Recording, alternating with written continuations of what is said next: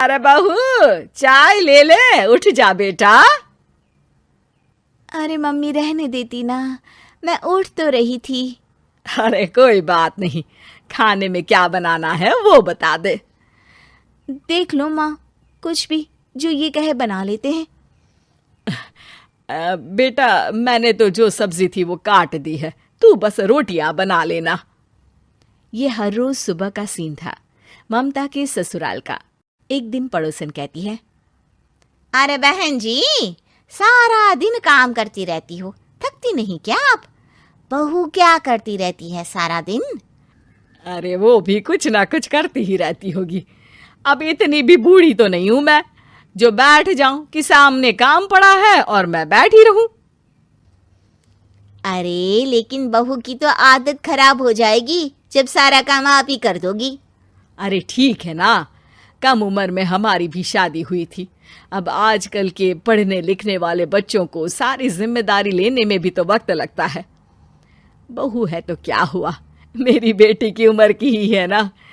एक उसे भी देख लो, चाय बनाने के सिवा आता ही क्या है। ममता से सारी बात करती है। हाँ, मम्मी जी ही ज्यादा काम करती हैं, इसमें कोई दो राय नहीं है। लेकिन मैं भी क्या करूं, ऑफिस और घर के बीच जो वक्त मिलता है उसी में काम कर लेते हैं, है ना। दिन बीत रहे थे।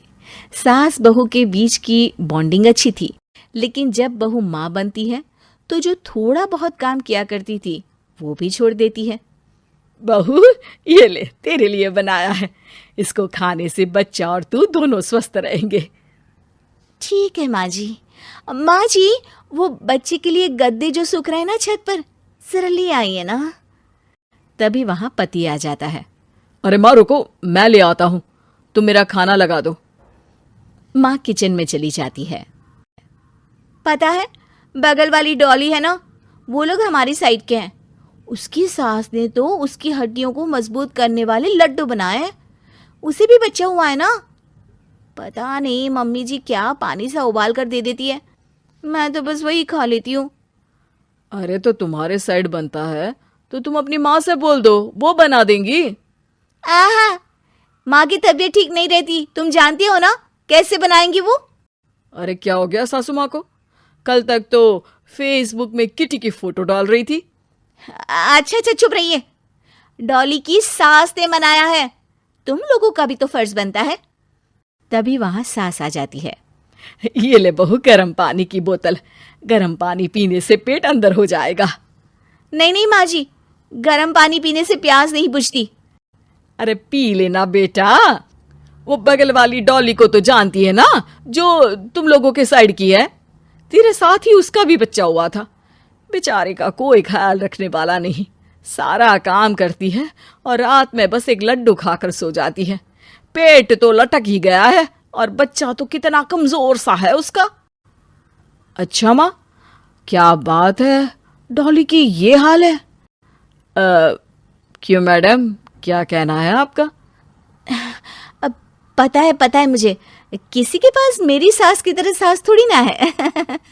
नहीं बेटा, ऐसा नहीं है, मेरे लिए तो तुम सभी मेरे बच्चे जैसे ही हो।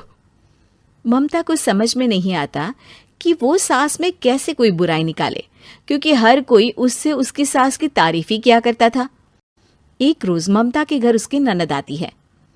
अरे भाभी, मुन्नी को तो 6 महीने हो गए, आप अभी भी बेड पर हो। आ गई है आप। कैसी हैं बुआ? बच्चा होने के 6 महीने बाद आई हैं आप। भाभी, अमेरिका दूर है ना, तो वक्त लग जाता है। अब इनकी छुट्टी अभी थी तो सभी आ गए। वैसे माँ कहाँ है? थकी हारी सास बेटी को देखकर खुश हो जाती है। माँ, इस बार तेरा वीजा तैयार है, मेरे साथ चलने को तैयार रहना। हाँ बेटा, मैं तैयार हूँ। अरे ऐसे कैसे माँ, मैं कैसे मैनेज करूंगी? कैसे मतलब? जैसे मैंने किया अमेरिका में, आप इंडिया में कर लेना। वैसे आपका तो मायका भी पास ही में है ना। हाँ वो तो है, लेकिन वहाँ माँ के पास वक्त नहीं होता। ईश्वर भक्ति में उनका सारा समय चला जाता है। भाभी, बेटी परेशान हो तो माँ का ध्यान आरती में कैसे लग सकता है? समझ में ही नहीं आता। वैसे भी अब माँ को मैं अपने साथ ले जा रही हूँ। माँ को विदेश घूमने का शौक है ना। ममता मन मारकर चुप हो जाती है, लेकिन मन ही मन सोचती है कि वो कैसे सारा काम मैनेज करेगी। पति का खाना, नाश्ता, मुन्ने को नहलाना, धुलाना, फिर रात भर इसके लिए दूध तैयार करना। माँ तो सारा काम करती थी। हे भगवान, ना भाई ना। क्या हुआ भाभी? क्या सोचकर ना भी ना कर रही हो? अरे कुछ नहीं, बस बच्चे के बाद से ही कमजोरी ज्यादा हो गई है ना, तो अचानक से बड़बड़ाने लगती हूँ मैं। अगले दिन ममता अपनी माँ को फोन करती है। राधे राधे। माँ मैं क्या करूँ, मेरी सास तो अमेरिका जा रही है बेटी के पास। अब घर का सारा काम, बच्चा, सब कैसे मैनेज करूँगी। तू आ जाना माँ कुछ महीनों के लिए मेरे पास। अरे ना ना ममता, मेरे बस की बात नहीं है काम धाम। अरे तू तो जानती है ना, मैंने तो तेरे भाई की शादी भी गरीब गांव की लड़की से इसीलिए ही की थी कि वो चुपचाप घर का सारा काम करे। वैसे भी अब तो आदत भी नहीं रही मेरी काम करने की।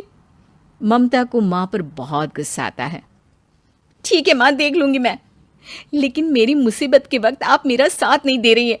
अब भूल जाना मुझे। ममता गुस्से में आकर फोन रख देती है और रोने लगती है, लेकिन बेचारी करे भी तो क्या। अब सास और ननद दोनों घर का काम करते, नेहा आराम करती, लेकिन अब आराम में भी उसे चिंता रहती। और फिर वो दिन भी आ जाता है जब ननद का जाने का वक्त आ जाता है। भाभी मैं जा रही हूँ, अपना और मुन्ने का ख्याल रखना। ममता सास को देखती है और गले लगकर रोने लगती है। माँ जल्दी आ जाना। सास मुस्कुराकर कहती है, कहाँ से ममता, मैं कहीं नहीं जा रही। मैंने देखा कि मेरे जाने की बात से ही तू परेशान हो गई थी, इसीलिए मैंने अपना जाना कैंसिल कर दिया है। तू चिंता ना कर, मैं तेरे साथ ही रहूंगी। ममता को अपनी माँ की बात याद आती है कि कैसे उसके कहने पर भी ममता की परेशानी को समझने की बजाय उसने मना कर दिया, जबकि सास ने बिना कुछ कहे बहू की समस्या पढ़ ली। हाँ माँ, हम सब साथ चलेंगे बाद में दीदी के घर अमेरिका। आज से आप रानी बनकर रहना और मुन्ने को देखना। मैं समझ चुकी हूँ कि मेरा फर्ज क्या है।